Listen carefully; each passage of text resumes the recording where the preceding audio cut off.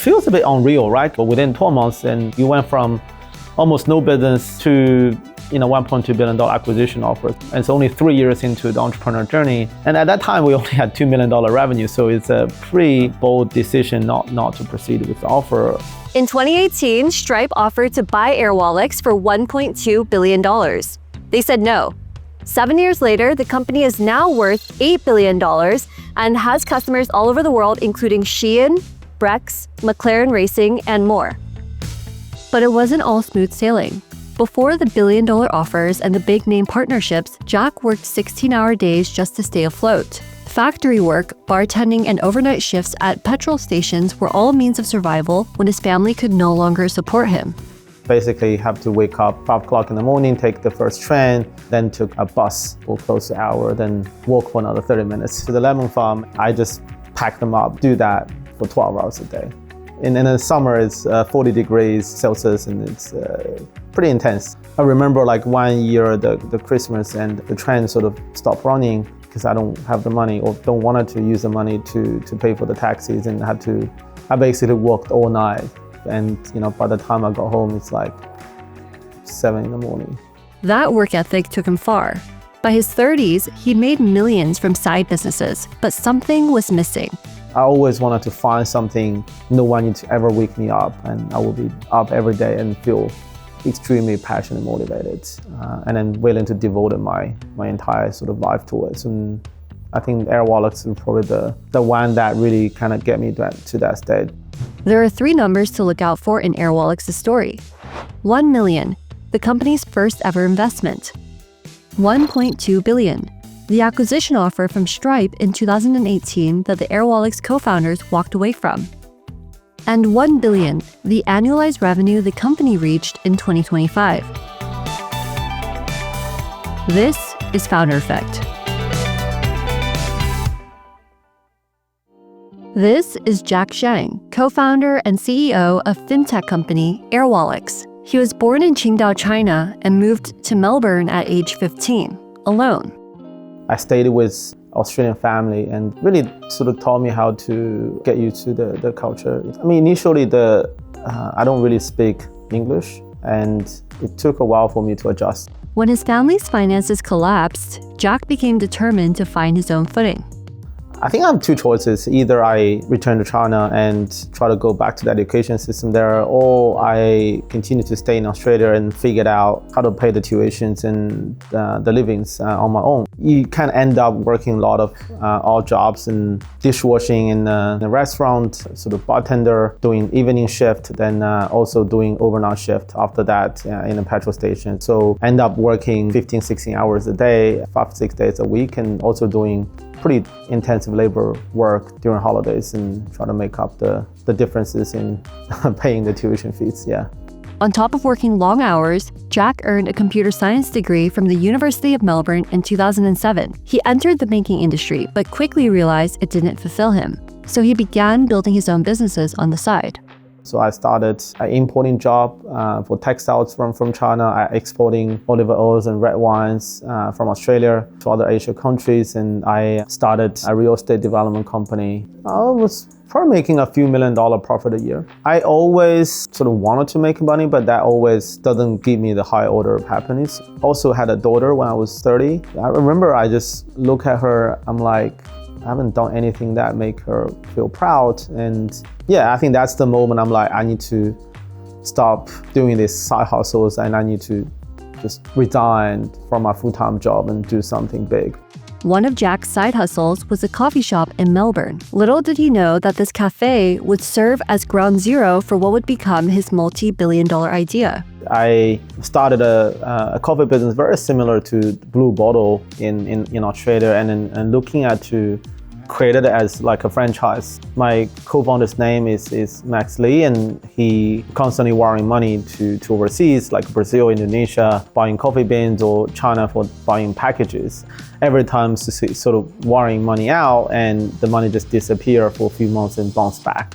Also that the FX fees are really expensive. He sort of complained to me quite a lot, and I got really interested to understand what the problem is. We try to understand how the money moves around the world using the SWIFT system. which was built in the 1970s. And we thought, why can't we build a parallel payment system to SWIFT and it's fundamentally changing how money moves around the world. And that was the idea for Airwallex. In December 2015, Jack quit his full-time banking job and pivoted away from his lucrative side hustles to go all in on this new venture. He brought together a group of friends, Max Lee, Jacob Dai, Keelok Wong, and Lucy Liu, and together, the 5 of them founded Airwallex. Lucy, one of the company's co-founders, made the company's first ever investment. Within 1 week of meeting Jack, she invested $1 million into Airwallex and joined full-time. She happened to just visiting Max in a coffee shop, and we sort of chatted, but it's the first time we met, so we said, let's just grab dinner. And during dinner, I sort of said starting a new business. She sort of started talking about investing. I was pretty shocked. We met again the day after, and we started sort of negotiating from like 8 o'clock, and then we basically got a deal done by midday. By year 2, the team raised a $13 million Series A round, backed by investors like Tencent and Hongshan Capital Group, formerly known as Sequoia Capital China. And in 2018, about 3 years into building Airwallex, Jack and his co-founders received an acquisition offer from fintech company Stripe for $1.2 billion. They turned it down. And we never thought that we can get that from one of the best companies in the world, right? So very intrigued, but at the same time, just feel that we're only just getting started. I think ultimately we made a decision based on, number one, that we feel that we haven't really achieved as entrepreneurs we wanted to achieve. Number two, we still feel extremely optimistic about the future of the company. And then number three, we decided that the financial outcome doesn't ultimately give us the high order of happiness.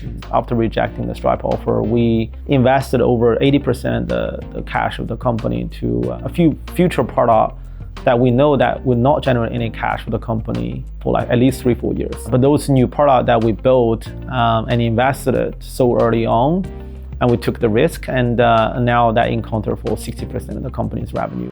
Despite the company's growth trajectory, Airwallex's rise wasn't without turbulence. COVID disruptions, fundraising challenges, fraud issues, and years of cash burn created major setbacks.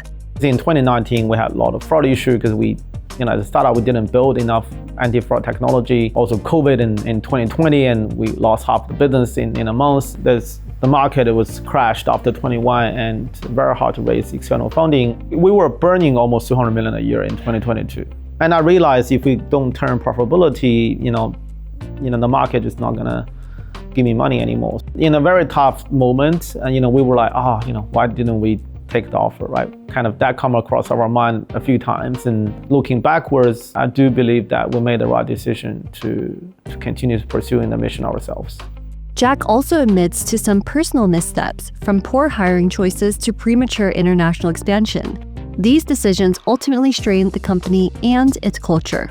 So many mistakes, and we almost made all the mistakes as a tech company founder that we shouldn't make. In the early days, we try to save every single dollar we could, and there's not much of HR support. I think we probably invested a little too late, and we have to really changing the culture a few years into the business, and that's like very damaging. And that lesson is probably the most expensive lesson we learned in the first 5 years of starting the business. And we also went international expansion too early before we have product market fit in the UK. I think more than 50% of the chance that the decision I make today is gonna be wrong. There's no way that we can wait to make the best decisions in the world. So, I'd rather make the wrong decision and move on and executing with velocity rather than, wait for the right moment to make the right decision. So there's no right moment, there's no right decision. It's all about keep reflecting and keep debating and keep adjusting.